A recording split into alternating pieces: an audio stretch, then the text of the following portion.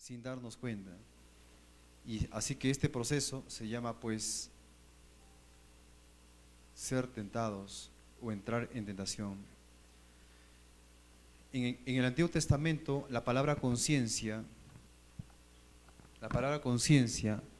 se traduce como, la palabra conciencia en el griego hablo de la Septuaginta. En realidad en el Antiguo Testamento, en el hebreo, no existe la palabra conciencia como tal.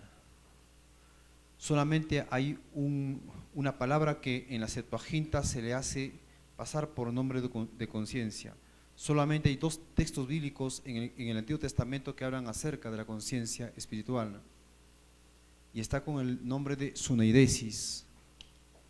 En griego esto es suneidesis, para referirse a la conciencia espiritual.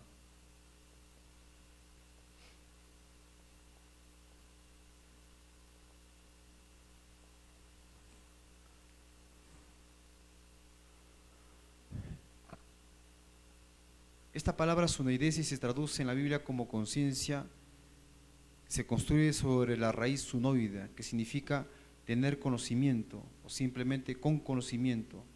Quiere decir en realidad discernimiento con conocimiento. Eso es lo que quiere decir, literalmente.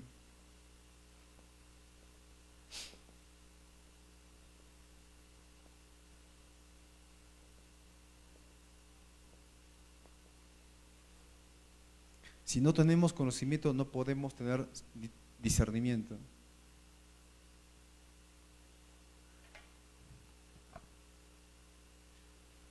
Esta palabra sunoida se emplea como compartir el conocimiento, como en el libro de Hechos capítulo 5, versículo 2, cuando dice, sabiéndolo también su mujer, y segundo, como ser consciente de, especialmente de una conciencia culpable, como en 1 Corintios capítulo 4, versículo 4, cuando Pablo dice, de nada tengo mala conciencia.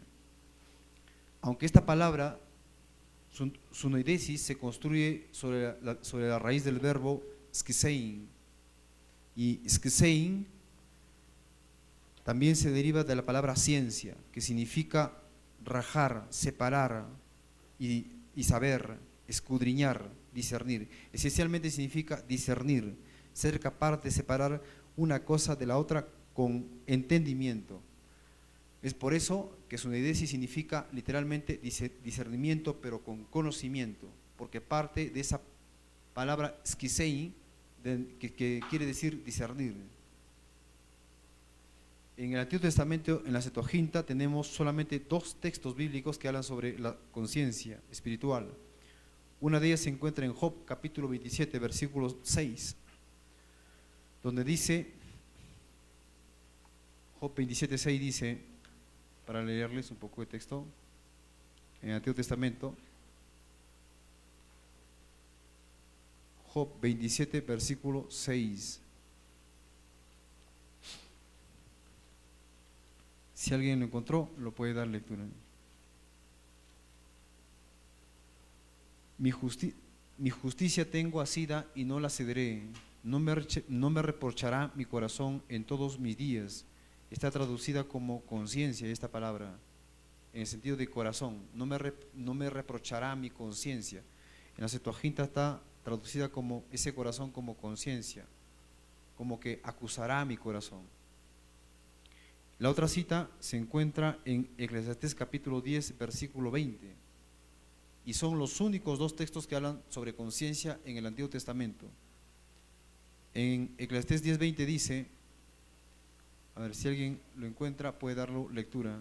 Eclesiastés 10, 20.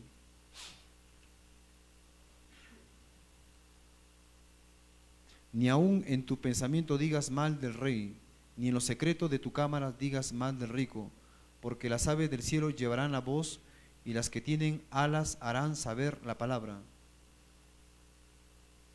Y está traducido, tampoco, dice, está traducido así, ni aun en tu conciencia digas mal del rey, ni en los secretos de tus cámaras. Está traducida así en la Septuaginta. Está traducido como tampoco en tu conciencia al rey maldigas, y en los escondites de tus alcobas no maldigas a los ricos, dice. Ese es en la Septuaginta. En el Nuevo Testamento, nosotros le encontramos, perdón, en el Antiguo Testamento no se encuentra, como le digo, la palabra conciencia. Sin embargo, lo encontramos como remordimiento en la Biblia, un síntoma de la manifestación de la conciencia, bajo la forma de suneidesis, como por ejemplo, la angustia de los hermanos de José al reconocer el mal que había hecho contra su hermano, en Génesis 42, 21, o remordimiento de David, manifestado como una inquietud por haber cortado el borde del manto de Saúl. Eso está en 1 Samuel capítulo 24, versículo 5, cuando dice: después de esto se turbó el corazón de David, porque había cortado la orilla del manto de Saúl.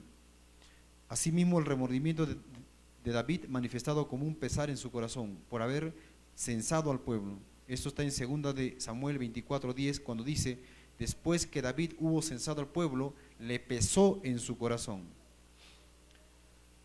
De la misma manera, en 1 Samuel capítulo 25, versículo 31, la conciencia se manifiesta por el remordimiento en las palabras de Abigail al dirigirse a David, diciéndole: entonces, Señor mío, no tendrás motivo de pena ni remordimientos por haber derramado sangre sin causa. ¿Cierto? Hay esos remordimientos es porque hay cierta conciencia, ¿cierto? ¿Es así? En 1 de Reyes 8:38 al 39 también de la misma manera se encuentra aquí en la dedicación del templo. Salomón en su oración habla del remordimiento como el castigo que siente una persona en su corazón por causa de su pecado, cuando dice en su oración: cualquiera sea la oración o súplica que haga cualquier hombre o todo pueblo o todo tu pueblo Israel, cuando cualquiera sienta al azote en su corazón y extienda sus manos hacia esta tu casa, cuando sienta el azote en su corazón, o sea, cierto remordimiento de que está haciendo mal.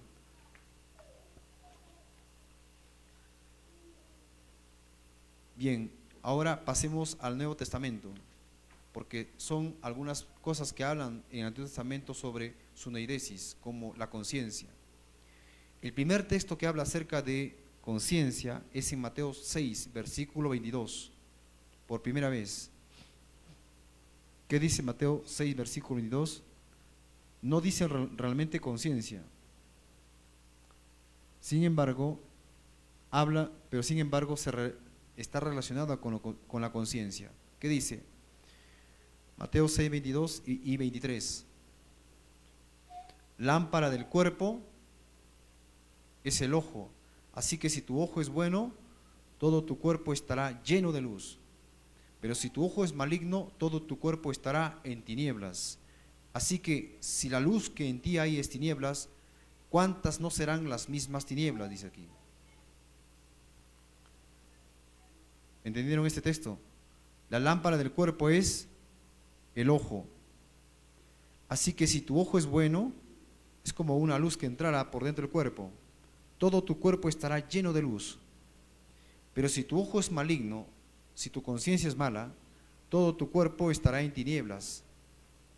Así que todas las cosas parten de aquí. Es así como, por ejemplo, cuando alguno tiene cierta inconsciencia espiritual y entonces, como está inconsciente, empieza a comer algunas cosas que le pueden hacer daño, ¿cierto? Porque está inconsciente respecto a lo que le puede dañar su cuerpo. Así que si la luz que en ti hay es tinieblas, o sea, en realidad, si es que no hay luz, ¿cuántas no serán las mismas tinieblas? O sea, está diciendo cuántas no serán las tinieblas. O sea, serán, si es que en realidad en ti no hay luz, ¿cuántas no serán las tinieblas? O sea, que habrá bastante tinieblas, quiere decir. Respecto al ojo como representación de la conciencia, también se refería Salomón al decir en Eclesiastés capítulo 2, versículo 14, cuando dice: miren, el sabio tiene sus ojos en su cabeza, pero el necio anda en tinieblas. Se refería también a la conciencia. El sabio tiene sus ojos en su cabeza, pero el necio anda en tinieblas. Eso está en Eclesiastés capítulo 2, versículo 14. La otra cita que habla acerca de conciencia se encuentra en el libro de Juan capítulo 8, versículo 9. Aquí sí se emplea la palabra suneidesis. Cuando dice: Pero ellos, al oír esto, acusados por su conciencia, salían uno a uno, comenzando desde los más viejos hasta los postreros, y quedó solo Jesús y la mujer que estaba en medio, acusados por su conciencia. Aquí sí es suneidesis. Otra cita acerca de la suneidesis lo encontramos en 1 Corintios capítulo 8, versículos 7 al 10. Resulta que entre los hermanos de la iglesia de Corintios se ve un caso en que la conciencia débil de una persona es vulnerable a contaminarse pecando al ver las prácticas del hermano de conciencia fuerte.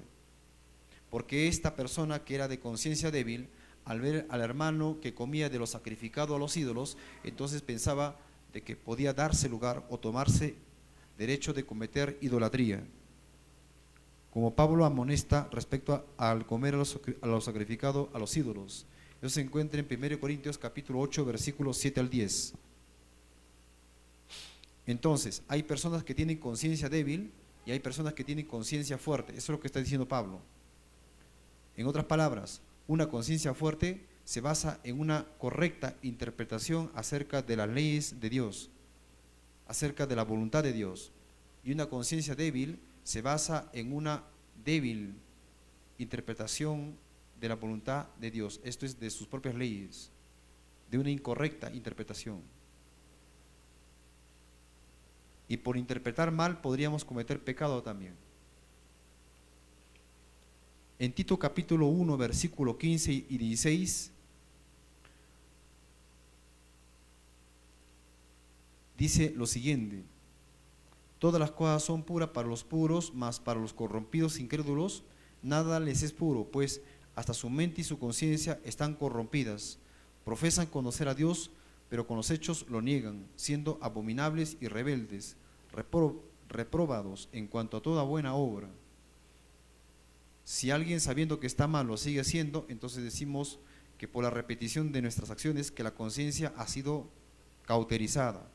Luego la mente se corrompe, pues nuestras mismas acciones declaran que lo hacemos naturalmente, sin remordimiento alguno, sin ninguna vergüenza. Por lo tanto, esa conciencia está cauterizada. Eso está en Tito capítulo 1, versículo 15 y 16. Otra cita que también es importante tomar en cuenta es respecto a la purificación de la conciencia. ¿Jesús vino para purificar nuestra conciencia, sí o no? Sí. ¿Dónde se encuentra eso? En Hebreos capítulo 9, versículo 9. Leámoslo por favor, esto es importante. Hebreos capítulo 9, versículo 9.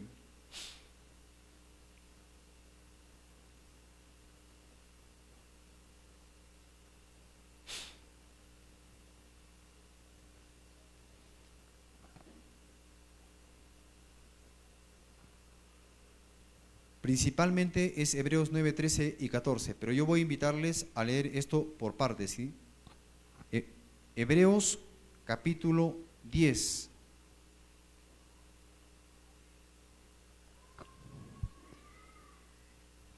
En Hebreos capítulo 9 dice primero lo siguiente: se dice que las ofrendas y sacrificios de animales no pueden hacer perfecto en cuanto a la conciencia al que practica ese culto. Así dice, ¿verdad? ¿Lo leen? A ver, lo cual es símbolo para el tiempo presente, según el cual se presentan ofrendas y sacrificios que no pueden hacer perfecto en cuanto a la conciencia al que practica ese culto.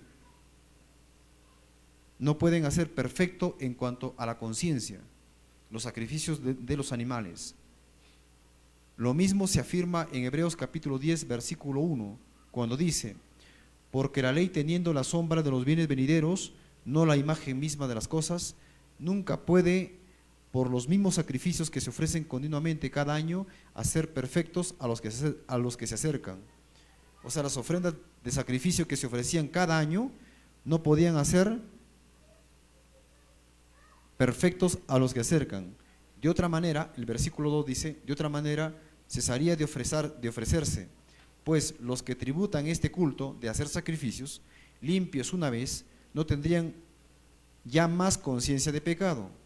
Pero en estos sacrificios cada año se hace memoria de los pecados, es decir, de los mismos pecados. Eso significa que aquellos sacrificios no tienen poder para limpiar la conciencia. Sigue recordando los pecados de antaño, del año pasado, de tras año pasado.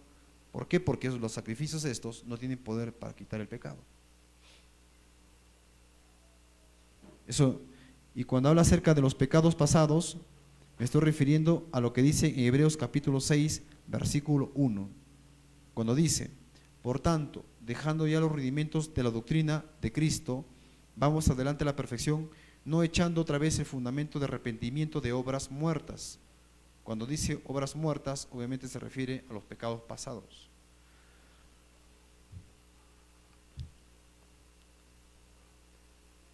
En Hebreos capítulo 9,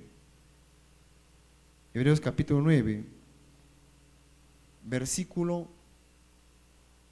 13, noten lo que dice: porque si la sangre de los toros y de los machos cabríos y la ceniza de la becerra, rociada a los inmundos, santifican para la purificación de la carne, cuánto más la sangre de Cristo, el cual mediante el Espíritu eterno se ofreció a sí mismo sin mancha a Dios, limpiará vuestras conciencias de obras muertas. Se refiere a nuestras conciencias de pecados pasados, para que sirváis al Dios vivo.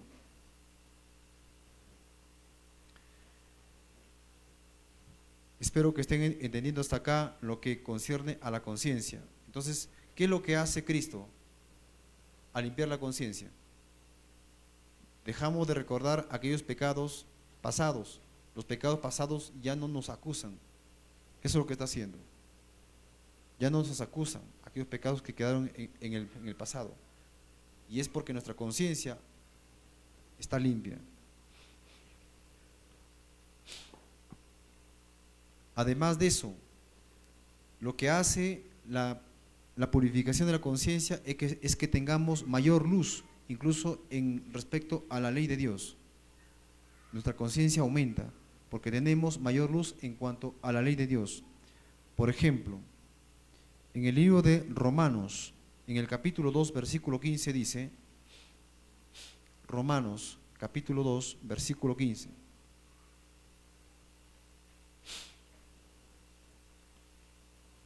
Voy a leer desde el versículo 14, por favor, respecto a los gentiles.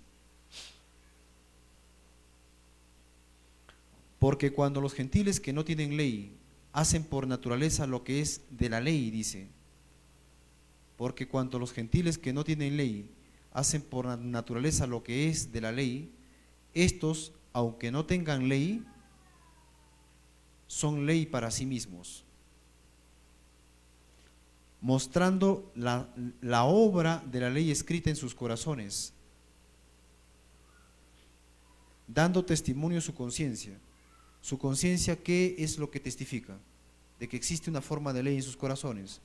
Eso dice, ¿no es cierto? Es como que si la conciencia fuera un espejo, y que aquí en el corazón, disculpen ustedes la forma como dibujo,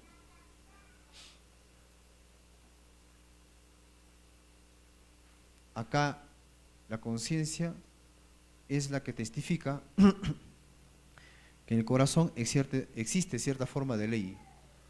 Testifica, dice, dando, como ustedes leen ahí, Romanos 2, versículo 15, dando testimonio su conciencia y acusándoles o defendiéndoles sus razonamientos en el día en que Dios juzgará por Jesucristo los secretos de los hombres conforme a mi evangelio.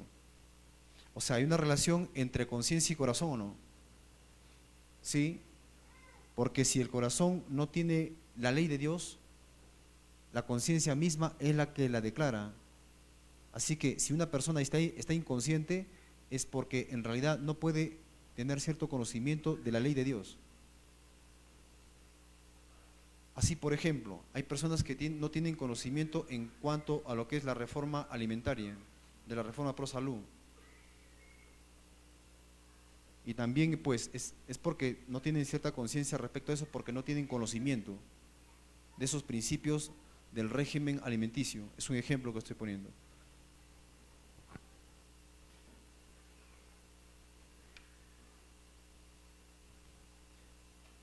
¿De qué manera es que la conciencia es limpiada?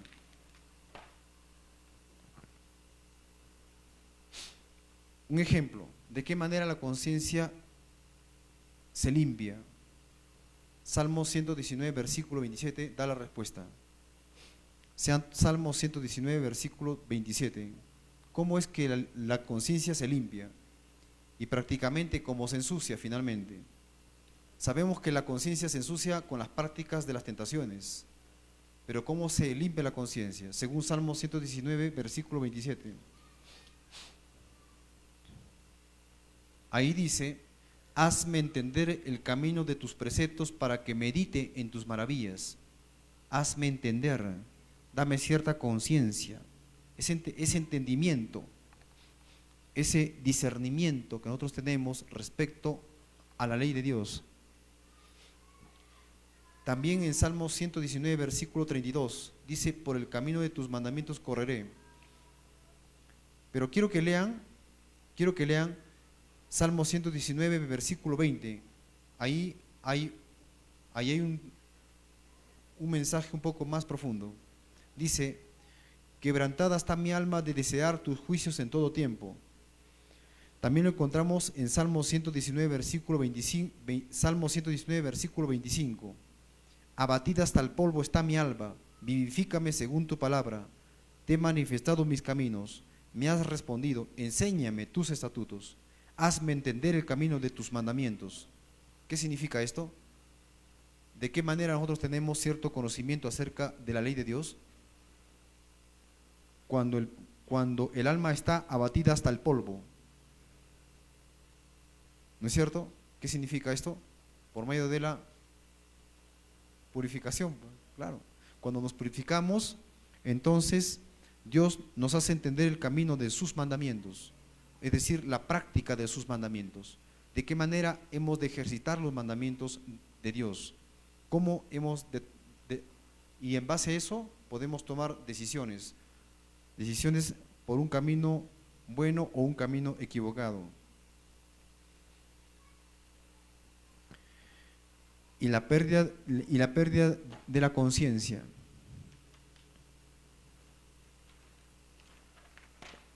En el libro de Jeremías, capítulo 31, versículo 21, habla acerca de la pérdida de la conciencia. Cuando habla acerca de caminos, hazme entender el camino de tus mandamientos. Obviamente se está refiriendo de aquella praxis, de aquella experiencia que se tiene respecto a la utilidad de los mandamientos, cuando se pone en acción aquellos mandamientos. Pero ¿qué pasa si perdemos nosotros el conocimiento práctico de los mandamientos? ¿Cómo podemos entonces saber si las decisiones que tomamos son correctas o incorrectas? En Jeremías 31, 21 habla acerca de la pérdida de ese camino. Jeremías 31, versículo 21. 31, versículo 21. Dice: establécete majanos altos. Los majanos son frutos que se producen allá en Jerusalén. Establécete majanos altos. Majanos. Nota atentamente la calzada. Es como que demarca, delinea el camino. Vuélvete por el camino por donde fuiste virgen de Israel. Vuélvete a estas tus ciudades. Y la única forma de establecerse señales. ¿Han visto alguna vez cuando ustedes van a algún lugar y están perdidos y se establecen señales por medio de algunos frutos? Y en este caso los majanos son las que te van a dar las pautas para poder reconocer el camino y regresar de vuelta al Señor. Y la única forma de hacerlo es purificándonos. Apocalipsis 2:5 dice algo parecido. Recuerda por tanto de dónde has caído y arrepiéntete y haz las primeras obras. Recuerda por tanto de dónde has caído y arrepiéntete y haz las primeras obras. Así que es importante que cuando uno cae en tentación o cae en apostasía, es importante recordar qué es lo que le hizo caer. Tomar nota para que en otra próxima no le haga caer de la misma manera, obviamente. Hablemos ahora acerca de la tentación. ¿Por qué es tan importante conocer la conciencia ¿Y qué relación tiene con la tentación? Veamos lo que es una tentación. La tentación, en griego, se traduce como peirasmos, que es tentación o también prueba, así en griego. Peirasmos es tentación, pero también es prueba. La misma palabra se usa para tentación y también para prueba.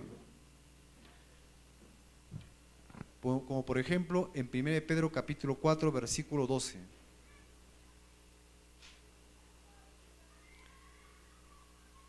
Ahora, hay dos cosas. Dios prueba y el diablo tienta. Se ha usado así en la Biblia. Bíblicamente Dios permite las pruebas.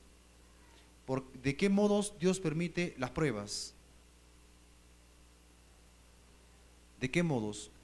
Primero, para descubrir un pecado abrigado en el corazón. Una de esas, por ejemplo, la encontramos en 2 de Crónicas capítulo 32, versículo 31. En el caso del rey Ezequías, por la vanidad sobre las riquezas que había acumulado al mostrarlas a los embajadores de Babilonia. 2 de Crónicas 32, versículo 31.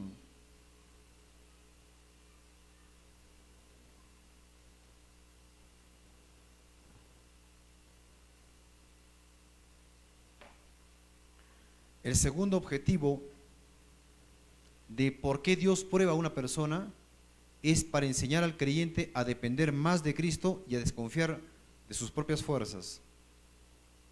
Un ejemplo lo tenemos en el caso de Pedro, quien aseguraba que nunca negaría a Cristo, según Mateo capítulo 26, versículo 33 y 35. O también lo tenemos en el caso de Pablo, en 2 de Corintios capítulo 1, versículo 8. Mateo 26, versículo 33 y 35, el caso de la negación de Pedro. Esto pertenece al segundo objetivo, que consiste en enseñar al creyente a depender más de Cristo y a desconfiar de sus propias fuerzas. En el caso de 2 de Corintios capítulo 1, versículo 8, dice lo siguiente. 2 de Corintios capítulo 1, versículo 8. Miren lo que dice, hermanos. Cómo Dios nos prueba para que desconfiemos de nuestras propias fuerzas. Dice allí, porque hermanos, no queremos que ignoréis acerca de nuestra tribulación que nos sobrevino en Asia, pues fuimos abrumados sobremanera más allá de nuestras fuerzas, de tal modo que aún perdimos la esperanza de conservar la vida.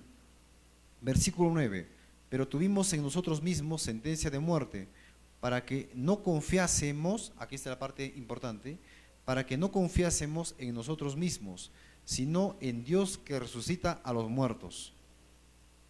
¿Qué le parece esto? ¿Por qué nos prueba Dios?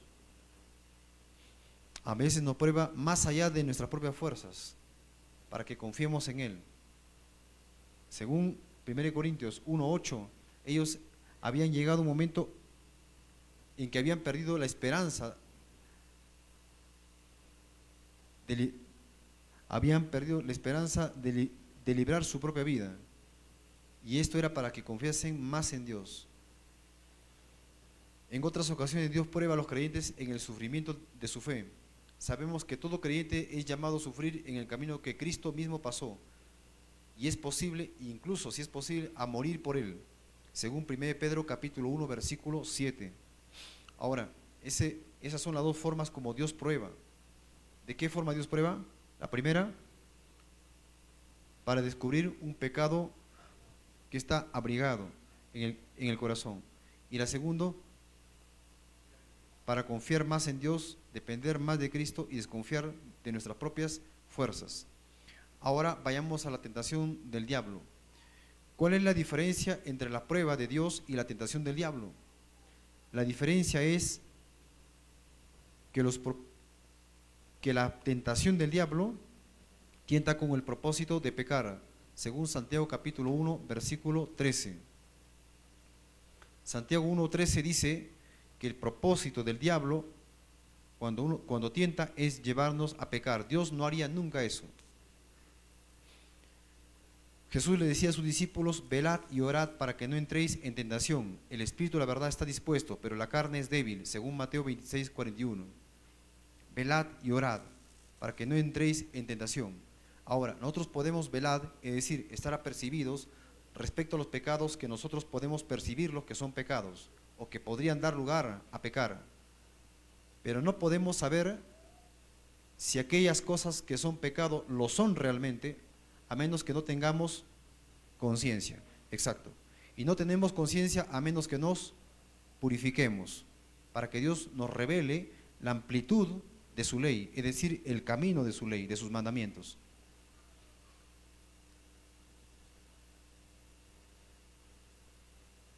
Bueno, y sabemos que la carne está debilitada por el tentador cuando uno es tentado de acuerdo a su propia debilidad o deseo pecaminoso, según dice Santiago capítulo 1, versículo 14. Para poder dar un mayor énfasis, leamos Santiago capítulo 1, por favor. Santiago capítulo 1, versículo 14. Leamos en Santiago capítulo 1, versículo 14.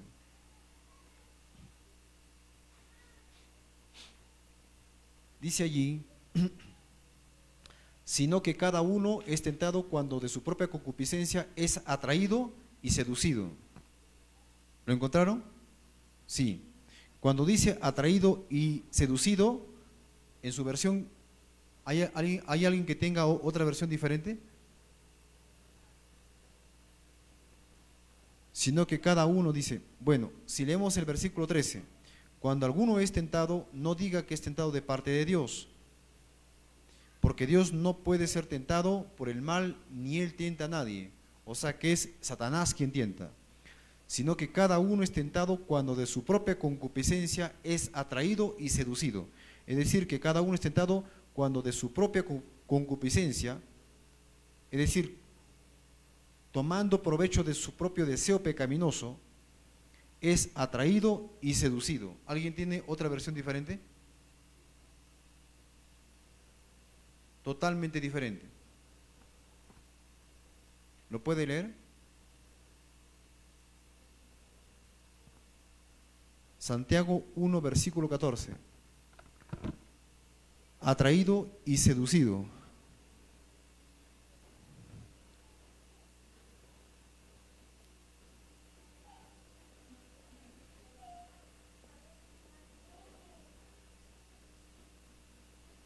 Atraído y seducido. Dice ahí deleazomenos en griego. Quiere decir siendo atraído. A ver, léalo por favor.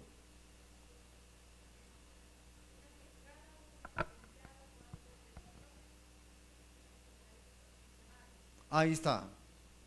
Y cebado. En griego, este deleazomenos significa siendo atraído con cebo.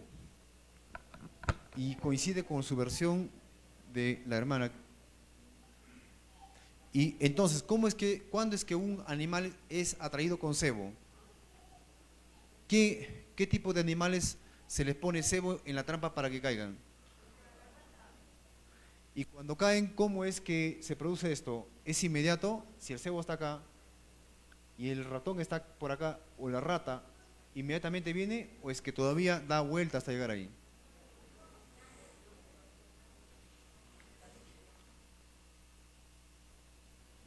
En alguna versión, Elena G. de White dice que es como una espiral, la tentación. Les diré una cosa es ser tentado y otra cosa es entrar en tentación. Son dos cosas diferentes. En la fase consciente uno está siendo tentado, cuando todavía está consciente, es decir, cuando tiene todavía el discernimiento espiritual. Cuando ya no está consciente, entonces ya entró en tentación ya. Es la fase en la cual entra, como dicen algunos por ahí, y llega hasta el punto no retorno. Ya no puede hacer nada ya. En Santiago capítulo 1, versículo 15, leamos lo que dice ahí. Entonces la concupiscencia, después que ha concebido, da a luz el pecado, y el pecado siendo consumado da a luz la muerte. En Santiago 1:15, al referirse al deseo pecaminoso, dice, después que ha concebido. En griego esto se escribe como silaboisa, del verbo silambano, que es comprender, incluir. Por eso silaboisa se traduce como habiendo tomado juntamente o habiéndose formado, como en la formación de un ser humano en el vientre materno. Quiere decir habiéndose formado. Y aquí es silaboisa. Habiendo concebido significa habiéndose formado. Lo que significa esto, que la tentación en sí es un plan bien formado que te lleva a entrar en la tentación. Y cuando uno entra en tentación, está aquí mismo adentro ya, en el núcleo mismo. Esto es entrar en tentación. Es una fase inconsciente. Y esta fase todavía es consciente. Esto es ser tentado. Y si la voz se está queriendo decir, cuando se ha formado esto, quiere decir, cuando ha concebido y se está formando. En forma general, las partes se juntan, dice Silaboisa, o se recogen tomándose o relacionándose entre ellas, hasta que termine el proceso de juntarse antes de poner en uso o en marcha las partes como uno solo. Eso es lo que sucede al entrar en tentación. Anticipadamente, las tentaciones que vienen seguidamente, una tras otra, preparan el momento fortaleciendo el deseo pecaminoso, hasta que la persona esté lista para entrar en tentación. Es ese momento en que se concibe el umbral o el momento mismo cuando la persona entra en tentación y está lista para obrar por sus propios impulsos y da a luz el pecado. Cuando la persona es impulsada a obrar de tal manera que ser tentado y entrar en tentación no vienen a ser lo mismo. Tentar sería la estrategia que usa el diablo para llevar a la persona a entrar en la hora de tentación. En realidad es una estrategia de guerra contra el alma, como por ejemplo Darío de Media, para tomar el reino de Babilonia. ¿Qué cosa hizo? Hizo secar el río, ¿no? Que pasaba por en medio del imperio para asaltar la fortaleza y el palacio bajo el suelo. Asimismo, cuando el diablo entra en el hombre, primero lo ata, luego lo invade y luego lo gobierna. Respecto a este punto, Jesús dice en Mateo 12, versículo 29, porque ¿cómo puede entrar en la casa del hombre fuerte y saquear sus bienes si no primero le ata, se refiere al demonio, y entonces podrá saquear su casa? O sea, primero lo que el diablo hace es atarle y luego recién entra dentro de ti. Sigue un proceso. Eso está en Mateo capítulo 12, versículo 29. Los argumentos del diablo son pensamientos que llegan a la mente de malicia, blasfemia. Vemos por la historia bíblica que muchos fueron tentados por oír la voz del diablo, como por ejemplo cuando Pablo dice respecto de los creyentes que se empeñaban en oír la voz del diablo, en 1 Timoteo 1:20, Himeneo y Alejandro, a quienes entregué a Satanás, dice ahí, para que aprendan a no blasfemar. O también son pensamientos que nos motivan a dudar de la veracidad de Dios o de su palabra, según 1 Timoteo 6:20 y 21. Este punto es demasiado peligroso. Son pensamientos que nos motivan a dudar de la veracidad de Dios o de su palabra. Un ejemplo, ¿se acuerdan acerca de la mujer de Eva, no es cierto? En el caso de Eva, ¿por qué es que Eva cayó en tentación? ¿Qué fue lo que le llevó a caer en tentación? Poner en duda la veracidad de la palabra de Dios. Patriarcas y Profetas dice de que ella se alejó de su marido. Se distrajo, dice. Se distrajo, estaba, dice, totalmente absorta en su trabajo arreglando por aquí flores.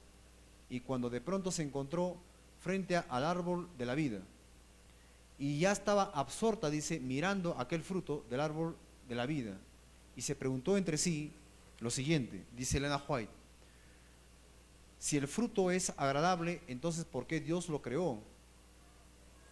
En otras palabras, estaba diciendo, si el fruto es agradable, dice Elena White, debe ser para comer. Todo lo contrario sería, si el fruto no es agradable, Dios no pudo haberlo dispuesto para comer. Estaba contradiciendo al tentador. Esto es lo que llaman disonancia cognitiva, ¿verdad? O sea, tu creencia, lo que tú crees, está en desacuerdo con tu conducta. Conducta. Lo que tú crees, creencia, ¿de acuerdo? ¿Estaba Eva de acuerdo o en desacuerdo en ese momento con Dios? Desacuerdo. Pero a pesar de eso, ¿seguía obedeciendo o no? ¿Sí? De acuerdo. O sea, en esto estaba de acuerdo, en lo que era la obediencia. Y cuando existe este conflicto entre la creencia y la conducta, se produce cierto estrés. Y buscas engañarte a ti mismo para poder comerte ese fruto. El Nahuay dice de que la serpiente había escuchado prácticamente ese desacuerdo que tuvo la mujer. Y cuando se acercó a la mujer, ella se acercó amigablemente. No se acercó por así nomás, sino se acercó amigablemente. Es más, se hizo amiga de la mujer. Estuvieron dialogando. Ella presenció su inocencia de la serpiente. Tanto fue su amiga que, como la serpiente había leído su pensamiento, la mujer estaba diciendo prácticamente esto, lo siguiente, ¿no? Si el fruto, los frutos agradables, en otras palabras, que Dios creó, deberían ser para comer. Y los frutos que no son agradables no deberían ser para comer. Dios no debió crearlo así, de esa manera. Y es por eso que, en otras palabras, estaba diciendo, el Creador de algún modo me está privando de mi apetito. Si Dios hizo frutos para que yo sea feliz, entonces los frutos agradables deberían ser para comer. Hoy en día hay personas que piensan de que pueden obrar de alguna manera por su felicidad y luego cometen pecado y dicen, pues no creo que Dios me haya privado de ser feliz. Dios quiere que nosotros seamos felices, así que la única forma es complacerse. Y eso es lo que pasó justamente con Eva. Y Satanás lo escuchó. Es ahí cuando dudamos de la palabra de Dios. Y Satanás dice que había leído el eco de sus pensamientos. Eso es lo que dice en Patriarcas y Profetas. Satanás se acercó a Eva y se familiarizó con ella. Se hizo amiga de ella. Se hizo amiga de ella. Entró en amistad. Y le dijo la pregunta que está en Génesis capítulo 3, que dice, con que Dios ha dicho,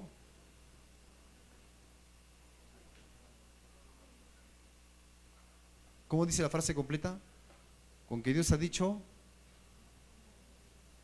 ¿de qué? De todo árbol del huerto. En otras palabras, estaba diciendo, con que Dios ha privado de tu apetencia, de tu apetito. Había leído el pensamiento de Eva, eso es lo que dice Juan. Y ella, en realidad, en cierta medida, estaba también diciendo prácticamente algo parecido. Dios me ha privado de mi apetito, de mi apetencia, me agrada este fruto. Y Satanás le había hecho la mía pregunta, con que Dios ha prohibido comer de todo fruto del árbol del huerto. Le preguntó. Pero la mujer no le respondió inmediatamente, sino que dice Elena G. White que la serpiente aún se hizo amiga de ella, entró en amistad en ella, en confianza, conversaron bastante. Y después ella le contestó a lo que ustedes encuentran en Génesis capítulo 3, versículo 3 creo que es, ¿no es cierto? ¿Qué dice? No es que Dios me haya privado en realidad de mi apetencia, lo que pasa es que en realidad que puedo comer casi de todo. Lo que ha dicho solamente Dios es que el día que comáis de ese árbol que está en el centro, del árbol de la vida, dijo, no comáis para que no muráis. Eso es todo. Pero en ese momento, prácticamente, cuando ella todavía estaba consciente, ella en realidad estaba de acuerdo estaba de acuerdo en obedecer a Dios. Pero ahora, en este momento, ella prácticamente en esta familiaridad ya no estaba consciente, entró en estado de inconsciencia. De algún modo negó o contradijo prácticamente su creencia. El problema era aquí su creencia.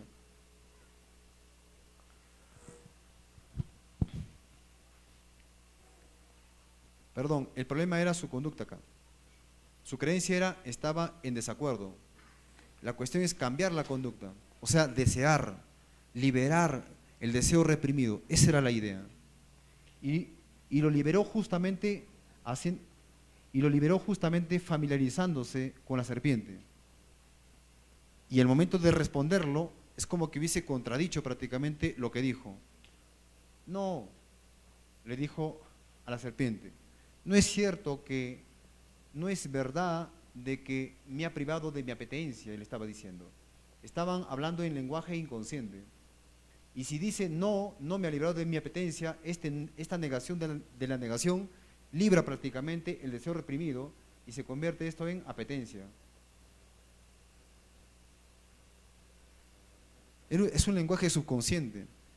Más o menos es así como cuando tú estás en un grupo de hermanos de iglesia donde celebran un cumpleaños de alguien y empiezan a hablar largamente y entran en bromas tan livianas, entre comillas, chanzas, sanas, a bromas tan maliciosas. Y finalmente uno de ellos, que es el medium, recuerda el pasado, el pecado antiguo. Y el otro hermano le sigue y también dice, sí, recuerdo que en tiempo atrás yo codiciaba a esa mujer que ahora ya se casó. ¿Estás inconsciente o consciente? Inconsciente. ¿Pero cómo entró esto? Por familiaridad, puesto de que todos tenían la misma forma de pensamiento. Eran creyentes, no se cuidaron ellos de que podrían llegar a este momento de la inconsciencia. Uno de ellos es utilizado como medium y luego llega a recordar al pasado por familiaridad, al igual como hace el psicoanálisis, ¿no? Pone su mano en la frente de la persona, es un medium, se familiariza, entra en su parte íntima de la persona, hasta que llega un momento de que la persona declara la parte que está reprimida dentro de un ser. En la parte conscientemente la persona no lo dice, nadie quiere decir su verdad, lo niega. Entonces para eso entra en esa familiaridad. Por cierto tiempo está ahí, cuando de pronto la persona expresa lo que hay dentro de sí, reprimido. Es decir, libera aquello que está dentro de sí, ese sea un conflicto o un deseo reprimido. Así pasó que la mujer, por familiaridad con la mujer, es que negó finalmente lo que antes decía no apetencia en su conducta, ahora era apetencia, se había librado. Pero había un miedo dentro de sí, y el miedo es que podría morir. Es por eso que la serpiente le da la idea y le dice, no moriréis, sino que sabe Dios que el día que comáis de ese fruto del árbol, serán abiertos vuestros ojos y seréis como dioses sabiendo el bien y el mal. Y eso fue lo que pasó hasta el día de hoy. Cada vez que tú pecas, el diablo siempre te va a decir lo mismo nuevamente. Te dice que tú no puedes, le has fracasado a Dios, le has fallado a Dios. Y entonces mejor depende de ti mismo y sigue dependiendo de ti mismo porque siempre le vas a fallar a Dios. Seréis como dioses sabiendo el bien y el mal. Elige tu propio camino. Pero en 1 de Juan, ¿qué cosa dice? 1 de Juan capítulo 2, versículo 1.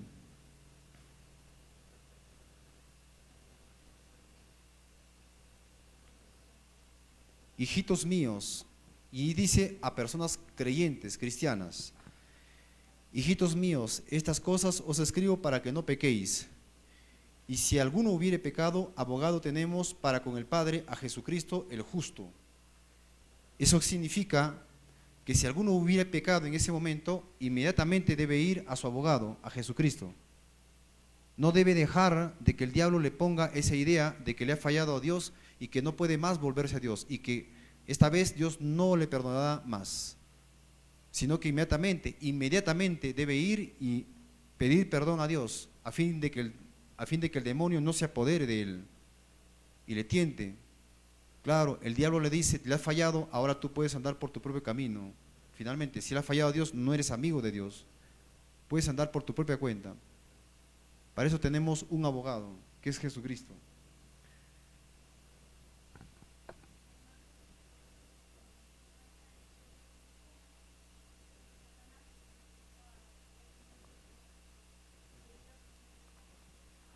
El diablo no leyó su mente. En realidad lo que pasó aquí es que el diablo estaba aquí.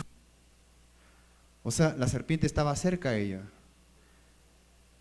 Y ella dice que escuchó el eco de sus pensamientos, dice, nada más. Pero la serpiente sí estaba cerca de ella. Así que de esa parte no sé cómo es que la hizo.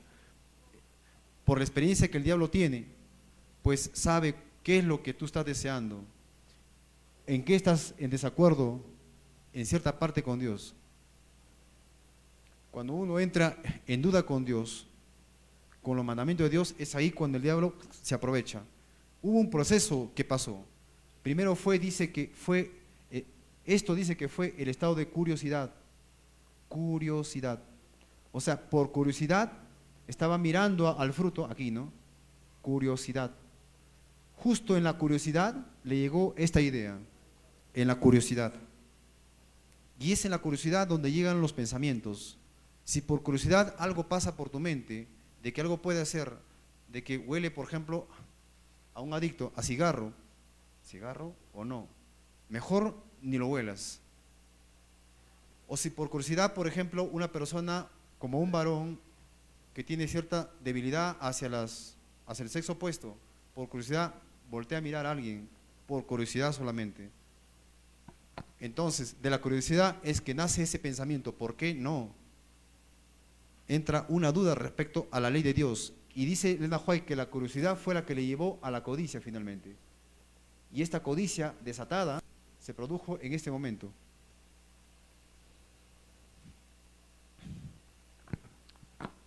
El diablo tiene mucha experiencia de cómo discernir la mente de los seres humanos, mucho más que nosotros. Así que nosotros no debemos dudar de los mandamientos de la ley de Dios.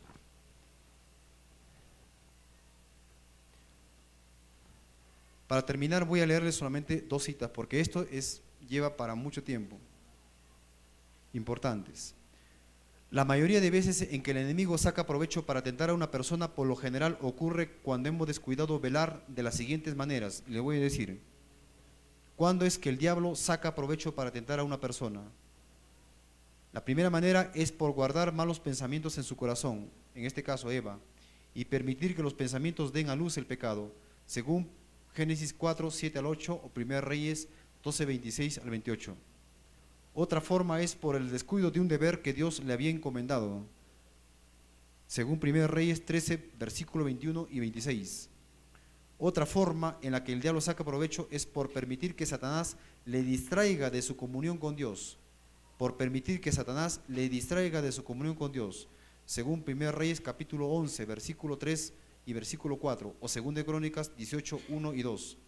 Y la cuarta forma en cómo el diablo saca provecho es por fallar en obedecer en todos sus mandamientos, incluyendo la manera en la que la obediencia es retenida, según 1 Samuel capítulo 15, versículo 19 al 22. Un punto importante es lo que seguramente algunos de ustedes habrán leído, que dice Elena G. de White en El Camino a Cristo, en la página 52, donde dice que el corazón que más plenamente descansa en Cristo es el más ardiente y activo en el trabajo para Él. Cuando el hombre dedica muchos pensamientos a sí mismos, se aleja de Cristo.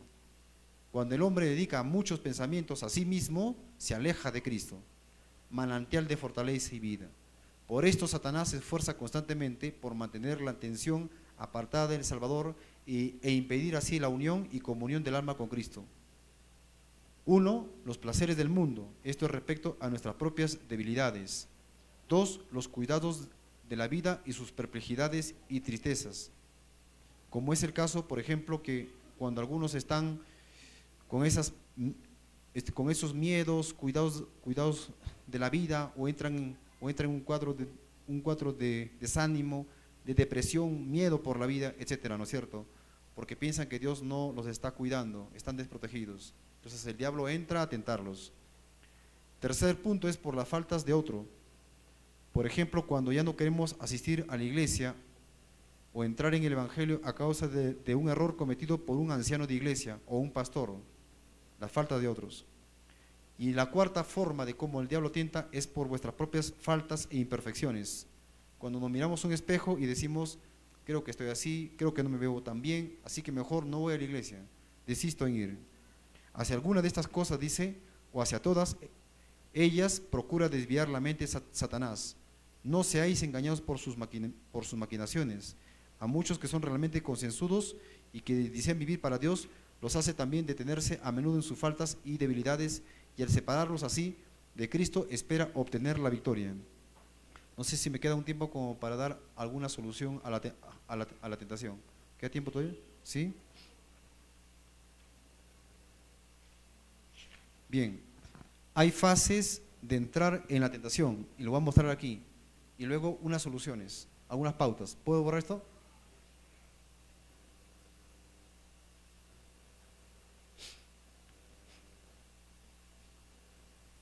Las pautas que voy a mostrar en este momento están de acuerdo a las tentaciones que muestra Elena G. de White en el libro Patriarcas y Profetas, que le voy a mostrar enseguida en las diapositivas.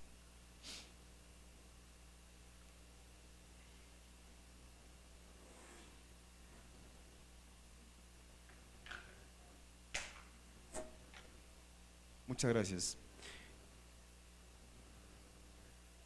Dijimos que hay dos fases. La primera es una fase consciente y la otra es una fase inconsciente. Los que son colportores o venden saben a lo que me voy a referir en este momento. Digamos que esta es la casa de una persona. Aquí está la persona adentro y la persona viene a tocar la puerta y a ofrecer su producto. Un vendedor. En la fase consciente, el vendedor que llega a ser prácticamente el enemigo, Satanás, ¿no es cierto?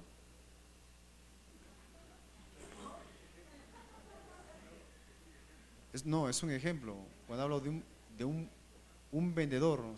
Y estoy diciendo de que las personas que venden saben a qué me refiero, nada más. Cuando alguien vende. En la fase consciente todavía tocan la puerta. Esta puerta que está aquí es la conciencia. La persona le ofrece el producto,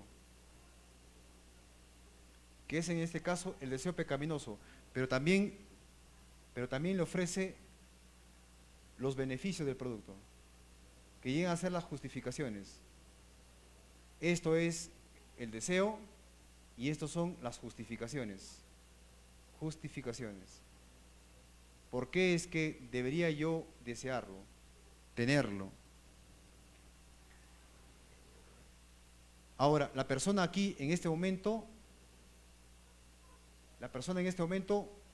puede incluso cerrar la puerta, porque tiene conciencia, porque todavía tiene conciencia. Vayamos a la fase de curiosidad. La fase de curiosidad es el inicio de la inconsciencia.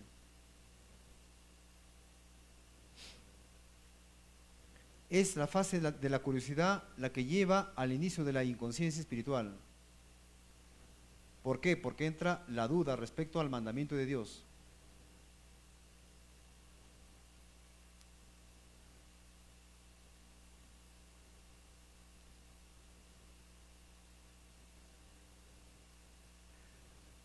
Y aquí aparece el mismo Satanás en persona tocando la puerta. Cada vez que toca la puerta intenta una y otra vez. Es decir, que aprovecha justamente de esta curiosidad tuya para que la duda se incremente. Ella te pone pensamientos y la duda aumenta cada vez más y más. Y una curiosidad lleva a otro acto de curiosidad. Y la puerta cada vez más se va abriendo. Los pensamientos que eran positivos, bien diferenciados, digamos pensamientos positivos y pensamientos negativos, ¿sí? Hasta aquí están bien diferenciados. Esto es tener conciencia espiritual. Pero en la parte de la inconsciencia,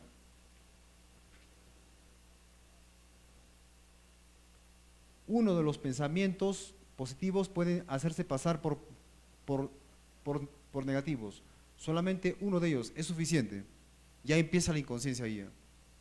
Solamente porque por la curiosidad nace la duda respecto al mandamiento. La curiosidad es la que da origen a esta duda. Y Satanás aprovecha de esta duda como dándote más ideas y más ideas y más ideas, hasta que por fin la conciencia se va abriendo, digamos, la puerta.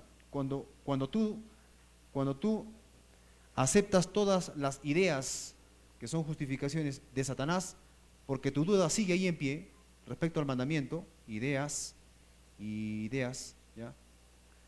Continúan las ideas continuamente. Y hubo un momento que esta puerta de la inconsciencia desaparece. ¿Qué pasa si la puerta desaparece? Entonces Satanás, una persona que está dentro de la casa, ¿quién es? Es un familiar, obviamente, porque te has familiarizado con esa persona.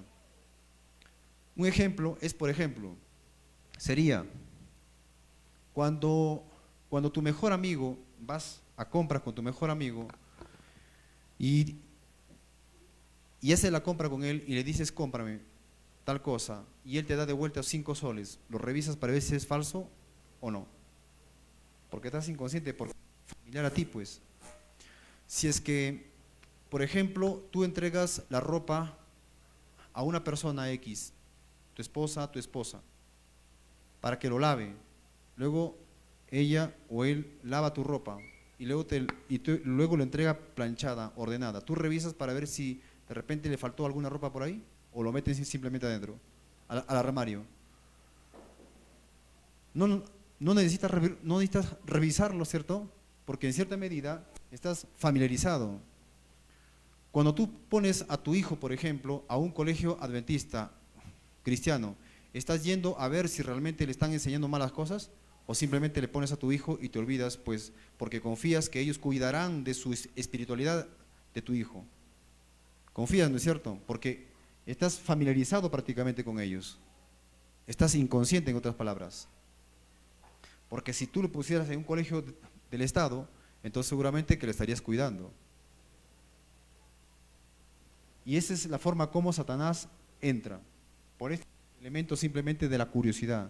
Es la curiosidad la que lleva a la duda. Y cuando entras en duda respecto al mandamiento, es el diablo que se aprovecha en ponerte ideas para que bajo la duda puedas aceptar cada palabra del diablo. Y cuando vas aceptando cada palabra del diablo, lo que era positivo ahora es negativo. Y lo que era negativo ahora es positivo. O sea, prácticamente en este cuadro de confusión estás en inconsciencia. Esa confusión es inconsciencia en realidad. Esta confusión. Estoy confundido, dices dentro de sí. No puedo saber cuál realmente es cierto o no hasta ese momento. Lo único que sé es que estoy a punto de pecar y no doy más. Y esta fase es una fase así, ¿no? Lentamente. Estos pensamientos al principio llegan a ser así. Pero llega un momento, hasta acá, consciente, pero llega un momento que hasta aquí, un solamente pensamiento que puedes entrar como negativo, pasado como positivo, como para que dé lugar a la inconsciencia. Y acá ya están mezclados. Estás en la fase inconsciente. Esta es la fase inconsciente. La fase inconsciente tiene 3 partes. Y las 3 partes se lo voy a mostrar aquí de acuerdo a lo que dice Elena G. de White. Esta fase que está acá es una fase de justificaciones lentas. Justificaciones lentas. Y cuando tú entras dentro de esto, las justificaciones son aceleradas.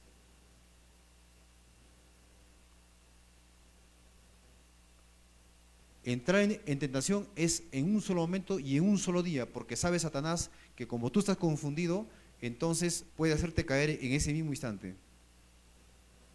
Y él no pierde en ningún momento, sino que está dándote ideas continuamente, poniéndote en situaciones y bombardeando tu mente con ideas para que tú cedas rápidamente a la tentación y no des tiempo para pensar, ni meditar, ni tampoco dudar en las cosas que vas a hacer. Ahora usaré la estructura de Elena G. de White respecto a una de las tentaciones.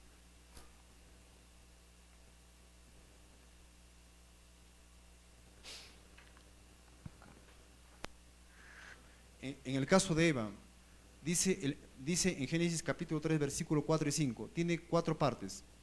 La primera parte fue lenta, que no se encuentra aquí. Aquí está el esquema cuando la mujer ya entró en tentación. Todo el esquema que ves acá es cuando ya entró en tentación. Entonces la serpiente dijo a la mujer, no moriréis. Un poquito más corto, ¿verdad? Entonces la serpiente dijo a la mujer, no moriréis, sino que sabe Dios que el día que comáis de él serán abiertos vuestros ojos y seréis como Dios sabiendo el bien y el mal. Esta justificación era ya una justificación acelerada. Estaba aquí inconsciente la mujer, ya que había prácticamente dudado del mandamiento y su deseo reprimido había sido liberado. Aquí es el deseo liberado. Entonces pasa a una fase de una justificación acelerada. No moriréis, sino que sabe Dios que el que llegue comáis será abierto vuestros ojos. Viene una fase que se llama conformismo. Eva dejó de creer en la palabra de Dios y pasó a creer en la palabra de la serpiente, al decidir experimentar los ofrecimientos del deseo pecaminoso lentamente al modo de cómo el diablo le había dado. Se conformó ella. El conformismo es netamente en el momento en que no te importa las cosas que tú has perdido en el pasado o que hayas tenido en el pasado. Si tu vida espiritual ha estado bien con Dios antes, ¿cómo será después? Si de repente fracase de repente tu relación familiar o la relación con tus padres o con tus amigos, todas las consecuencias que puedan producir este pecado de entrar, de conformarte con la voz del diablo, es el conformismo. El punto siguiente es el apoderamiento, es el encantamiento, ilusión o una ilusión engañosa. El diablo lo que hace es magnificar, así como hace, por ejemplo, en el caso, la manzana era una manzana bella, pero no tan bella, ¿no? Y ahí dice Elena White, cuando dice que la mujer, y vio la mujer que el fruto era, pero, ¿cómo dice que era? Agradable, dice. Y Elena White dice que en realidad no es que lo veía así, sino que el diablo lo había magnificado. Claro. Es como, por ejemplo, cuando un hombre es tentado por una mujer y el diablo magnifica a la mujer. Algo parecido ocurre. Es un encantamiento o ilusión engañosa. Y vio a la mujer que el árbol era bueno para comer y que era agradable a los ojos y el árbol codiciable para alcanzar esa sabiduría. Hubo una inducción a actuar y tomó de su fruto y comió. Y lo mismo hizo también, esclavismo, lo usó como instrumento, Satanás lo usó como instrumento, porque hirió también a su marido, la cual comió, así como ella. A la siguiente, por favor, diapositiva. Tenemos acá el esquema de Adán. Estas frases ya pertenecen a la cita de Elena White. Repitiendo el aserto de la serpiente de que no moriría, ya está muy bien. Ahí está bien. Repitiendo el aserto de la serpiente de que no morirían, alegó que las palabras de la serpiente debían ser ciertas, puesto que no sentía ninguna evidencia de desagrado de Dios, sino que al contrario, experimentaba una deliciosa y alborozante influencia que conmovía todas sus facultades, como una nueva vida que le parecía semejante a la que le inspiraba a los mensajeros celestiales. Eva le estaba tentando a Adán, diciendo de que no había muerto, a lo contrario, sentía algo agradable, algo que había cambiado su vida. Y Adán dijo esto, lo mismo otra vez, ella era parte de sí mismo, y Adán no podía soportar la idea de una separación. O sea, en otras palabras, ella estaba diciendo, si Eva vive, en otras palabras, si Eva vive, yo vivo. Si Eva muere, porque él sabía que Eva había pecado, si ella muere, yo muero. Es prácticamente la misma lógica que había usado al principio con Eva, en esa duda. Todo árbol agradable debe ser para comer, y todo árbol que no es agradable no debería ser para comer. Y se ajustó a esta misma lógica. Conformismo. Mira lo que dice Historia de los Patriarcas y Profetas, página 40. Comprendía el elevado destino que aguardaba al linaje humano si los hombres permanecían fieles a Dios. ¿Comprendía qué?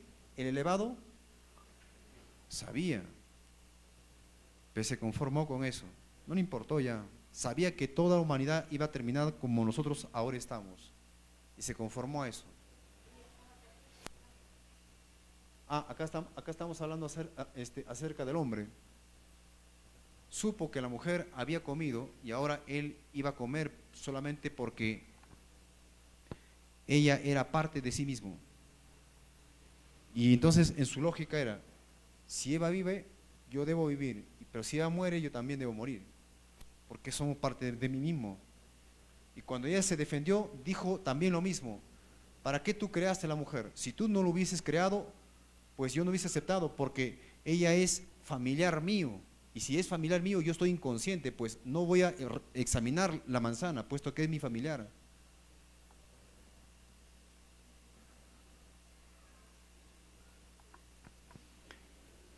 Entonces, fíjate lo que dice. Sin embargo, se olvidó de todas estas bendiciones antes de perder el don que apreciaba más que todos los demás. O sea, el conformismo es despreciar todas las cosas que tú en el pasado has tenido los beneficios y luego aceptar todas las consecuencias que puedan suceder en el pasado por causa de entrar en tentación, de tomar aquel deseo. El amor, la gratitud y la lealtad al Creador, todo fue desestimado por amor a Eva. Se conformó con aquellas palabras del tentador, no le importó nada. Y acá hay una justificación final, parece que luchaba con su mente, ¿no? Pero acá hay una justificación interesante, dice, al fin y al cabo se dijo, ¿no podrían ser verídicas las palabras de la sabia serpiente? Eva estaba ante él tan bella y aparentemente tan inocente como antes. ¿Qué pasó aquí? La magnificó el diablo. No le estoy diciendo pues, lo que el diablo ese crea un ilusionismo, ¿no? La hizo más hermosa todavía que antes. Y aparentemente tan inocente como antes de su desobediencia, le expresaba mayor amor que antes, ninguna señal de su muerte se notaba en ella, y así decidió hacer frente a las consecuencias. Tomó el fruto y lo comió de inmediato, sin pensarlo más. No le da tregua a pensar el diablo cuando esto sucede. Hay algunas soluciones más aquí, adelante, una solución me parece que, a ver si podría pasar la siguiente diapositiva, por favor, o yo le paso, a ver, un momento, aquí tenemos, voy a pasar directamente a la solución ya. Esto es la estructura que había visto, perdón, esta, ¿ya?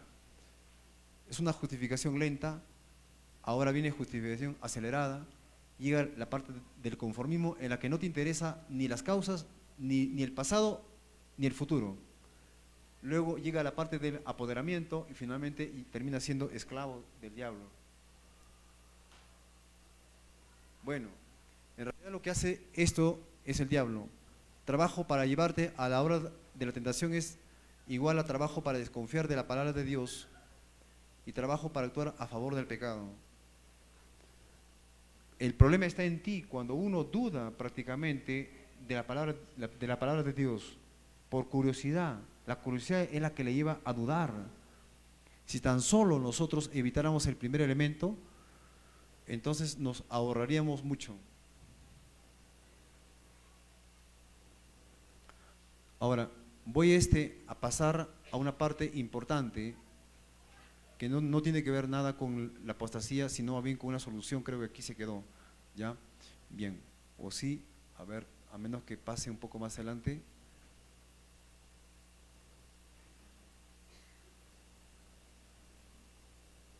Aquí está, esto es importante. Mira lo que dice en Mensajes Selectos, tomo 1, página 123. Lo que os corresponde es volcar vuestra voluntad en el bando de Cristo. Cuando le entregáis vuestra voluntad, Él inmediatamente toma posesión de vosotros y obra en vosotros para que hagáis y obra en vosotros para que hagáis su deseo. Entonces vuestra naturaleza queda sometida a su espíritu, hasta vuestros pensamientos quedan sujetos al Señor. Una cosa, el deseo que está aquí, este deseo de deseo,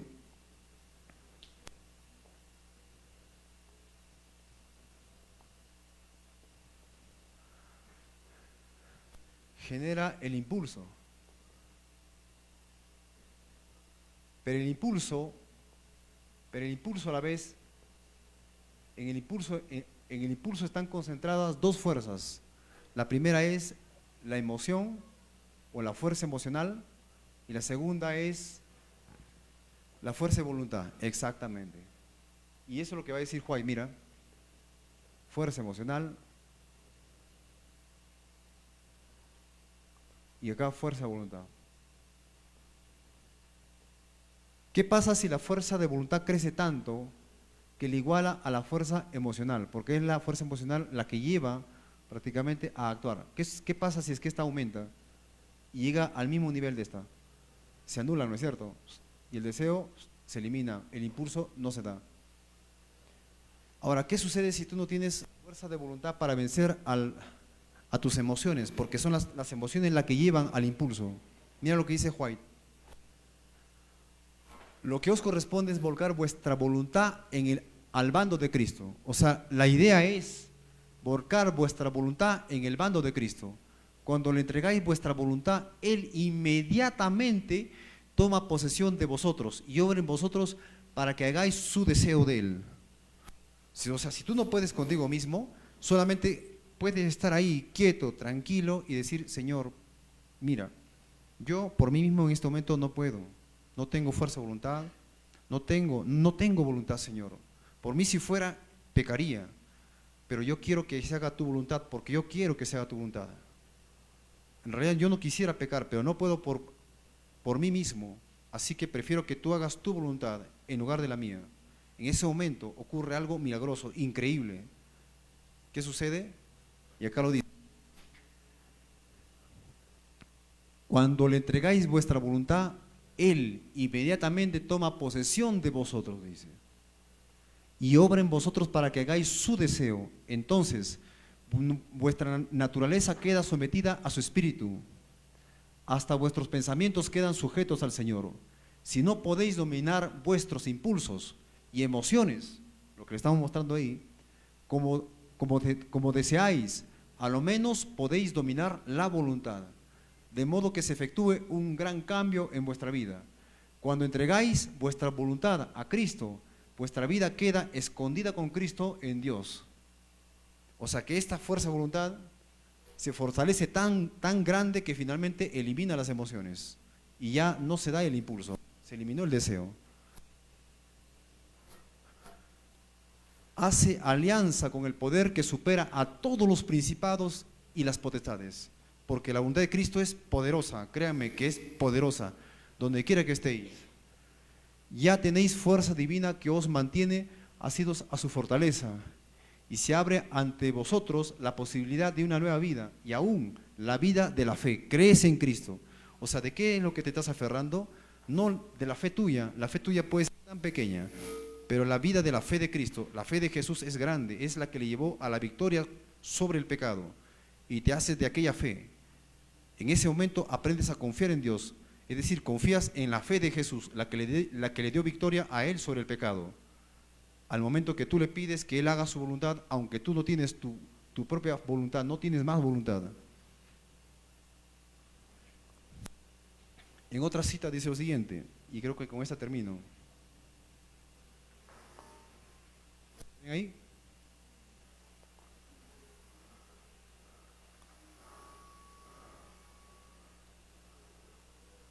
Bueno, me parece que esta cita lo tengo más bien aquí en el cuadernillo, y lo que voy a hacer es leerle antes de terminar. Mira lo que dice el G. White en Mente, Carácter y Personalidad. Dice lo siguiente en respecto a los pensamientos. Aquí está.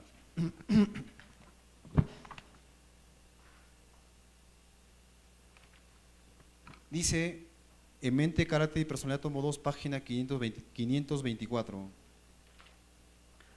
Los seres humanos son entes con libertad moral y como tales deberían obligar a sus pensamientos para que transcurran por canales apropiados. Aquí hay un amplio campo en el cual la mente se puede explayar con seguridad. Si Satanás trata de desviarla, se refiere a los pensamientos, de desviarla hacia cosas subalternas y sensuales, debería traerla de vuelta y concentrarla en las cosas eternas. Uno mismo debería traerla de vuelta a los pensamientos y concentrarla en las cosas eternas.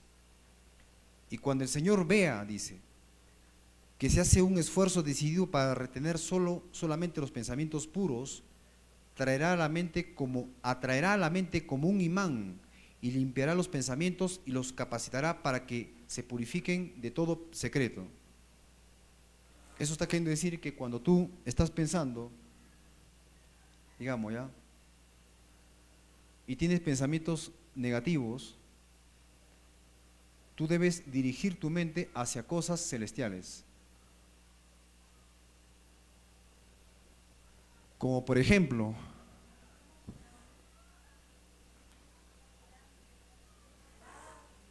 claro, ahí está la idea.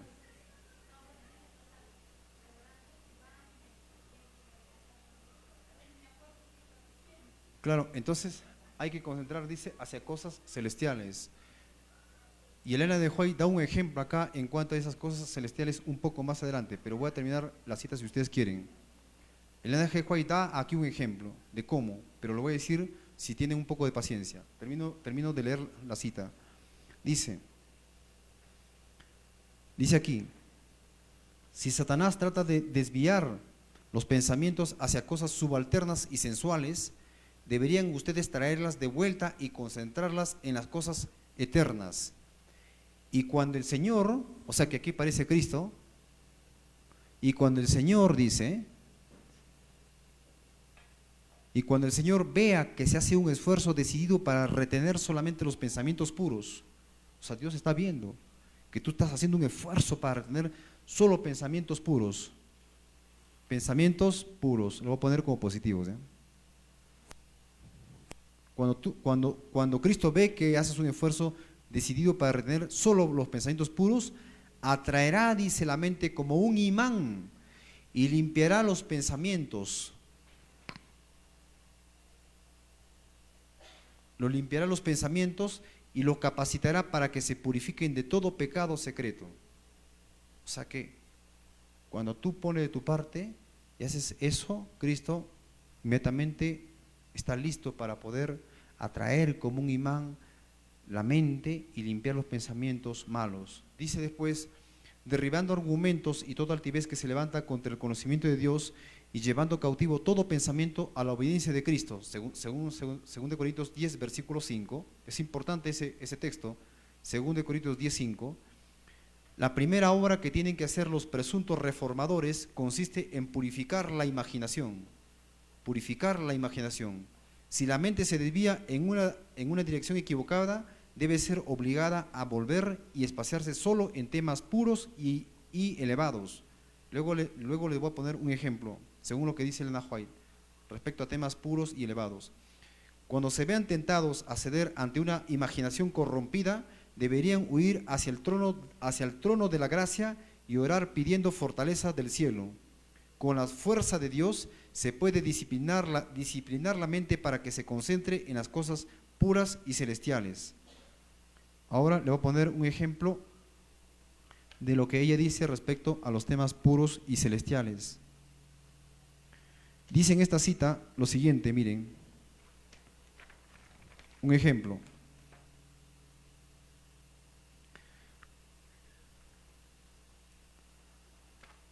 Cuando el diablo con sus dudas y sus incredulidades cierre la puerta de su corazón, cierre los ojos para no ver su sombra infernal. Levántelos para que pueda contemplar las cosas eternas. Tendrá fortaleza en cada momento. La prueba de su fe es mucho más preciosa que el oro. Considéralo esto. La prueba de su fe es mucho más preciosa que el oro. La prueba de tu fe es más preciosa que el oro. Le da valor para librar la batalla del Señor, porque no tenemos lucha contra sangre y carne, sino contra principados, contra potestades, contra los gobernadores de las tinieblas de este siglo, contra huestes espirituales de maldad en las regiones celestes, según Efesios 6:12. Satanás reclama el mundo como suyo, pretende que sea suyo. Entonces, ¿le daremos lo que reclama? ¿Qué dicen ustedes? No, yo soy propiedad de otro, he sido comprada por precio y mi tarea consiste en glorificar a Dios en mi cuerpo y en mi espíritu. No tengo tiempo para hablar acerca de la incredulidad, justo porque por este tema es que entra Satanás. Luego dice, debo hablar acerca de la fe más bien. Tengo que fortalecer la fe por medio del ejercicio, y entonces mi fe crecerá a medida que me aventure basándome en las promesas de Dios, y así puedo abarcar cada vez más. Bendito, bendito Jesús. Lo amo porque es mi consuelo, mi esperanza, mi oportunidad y mi recurso. No solo para mí, sino también para ustedes como individuos. Quiero que usted, le dice a una persona, se considere propiedad suya. Ponga su rostro como pedernal y oriéntelo, ahora miren, ponga su rostro como pedernal y oriéntelo en dirección del monte de Sión. Cosas eternas. Decida que ahí hay un tesoro que usted puede conseguir, en ese monte de Sión. ¿Se imagina usted dentro de ese lugar donde se encuentran? ¿Qué es el monte de Sión? ¿Cómo se muestra la revelación del monte de Sión en el libro de Hebreos? Miremoslo pues, para que tengan cierta imaginación. Yo creo que sí la saben. Según Hebreos capítulo 12, versículo 22. Sino que os habéis acercado al monte de Sión, dice aquí, a la ciudad del Dios vivo, Jerusalén la celestial. Miren ustedes y imagínense estar allí en ese lugar, o que ahí es a donde ustedes van en ese momento. Eso es concentrarse en las cosas eternas, eternas por eso dice, cosas que no perecen. ¿Qué dice? Además dice, a la ciudad del Dios Jerusalén la celestial, no es de esta tierra, sino es del cielo, a la compañía de muchos millares de ángeles, a la congregación de los primogénitos que están inscritos en los cielos, al Dios el juez de todos, a los espíritus de los justos hechos perfectos. Una cosa tengo que decirles, hermanos, que es importante, que está en el libro de Salmos capítulo 17, y fíjate bien la oración de David. David tenía un problema respecto a la boca, que a él cuando él le provocaban, él reaccionaba también de igual manera. Y en Salmo 17 está la revelación que él tenía respecto a su boca. Es más, si uno encuentra esto, lo puede hallar también la debilidad de David en uno de los salmos. Esto está en Salmos, en el capítulo 39, cuando dice, yo dije, atenderé a mis caminos para no pecar con mi lengua, guardaré mi boca con freno, en tanto que el impío esté delante de mí. Enmudecí con silencio, me callé aún respecto de lo bueno, y se agravó mi dolor. Quiere decir como que no pude resistir porque me estaban provocando. Se enardeció mi corazón dentro de mí, y en mi meditación, quiere decir en mis pensamientos, se encendió fuego, y así proferí con mi lengua, o sea, contesté, respondí mal. Esto es en Salmos 39, 1 al 4. ¿Cómo logró la tentación David? La respuesta está en Salmos capítulo 17. Mira lo que dice en Salmo 17. Y esto es la victoria de los 144,000. Lo vamos a demostrar y con eso terminamos. Salmo 17. Oye, oh Jehová, dice, una causa justa. Está atento a mi clamor. Escucha mi oración hecha de labios sin engaño. ¿Qué dice esto en el original en hebreo? Señor, dice, lo que estoy orando por tu voluntad es realmente lo que quiero hacer en mi corazón. Eso dice el original. Señor, estoy pidiendo que tú hagas tu voluntad, pero realmente es lo que mi corazón quiere. O sea, no te estoy engañando con mi boca, deseo que tú hagas tu voluntad. Es justamente la fórmula que se presentó aquí. No tengo Dios poder, pero realmente necesito tu voluntad. Y de mi boca no te estoy hablando mentiras, porque mi corazón quiere realmente tu voluntad. Y mira lo que dice después. De tu presencia proceda mi salvación, y vean tus ojos la rectitud. Versículo 3, por favor. Tú has probado mi corazón, me has visitado de noche, me has puesto a prueba, y nada inicuo hallaste. He resuelto que mi boca no haga transgresión. En cuanto a las obras humanas, por la palabra de tus labios, yo me he guardado de la senda de los violentos. Sustenta mis pasos en tus caminos para que mis pies no resbalen. O sea que en su oración, tanto su boca como su corazón estaban de acuerdo, eran uno solo. Ellos no tenían en sus labios de él no se halló mentira. ¿De quién es esa característica? De los 144,000, exacto. Son un solo pensamiento con Dios. Ellos obedecen a la voluntad de Dios, y aunque no tengan fuerza de voluntad, sin embargo piden que se manifieste la voluntad del mismo Dios, y tienen una misma mente con Dios. En ellos pues no fue hallada ninguna mancha, pues dice ahí, ¿no? En Apocalipsis capítulo 14. Es así, hermanos, como nosotros podemos vencer a las tentaciones. Espero que nosotros tengamos confianza, que podamos conocer las artimañas del enemigo, y eso sí, escribir de la manera como es que él te tienta, para que no caigas en la misma tentación. Escríbelo en una hoja y pide al Señor de que Él no te haga caer. Que el Señor nos acompañe. Amén.